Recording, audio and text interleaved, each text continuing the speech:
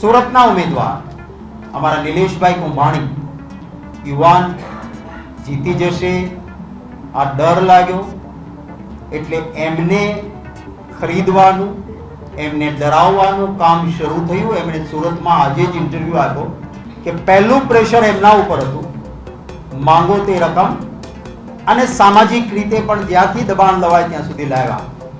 મને પોતે એમણે આજના ઇન્ટરવ્યુમાં પણ નિલેશભાઈએ કહ્યું કે મેં અમારા પ્રદેશના નેતાને પણ કહ્યું કે સાહેબ મારા ઉપર આ દબાણ છે, અને મને કહ્યું હતું, અને મને કહ્યું કે જે કંઈ લાલચ કે લોભ કે દબાણને હું વશ નહીં થાઉં, હું લડીશ. જ્યારે એમ લાગ્યું કે ઉમેદવાર લડશે એટલે પછી એમના ઠેકેદારો શામ દામ દંડ ભેદ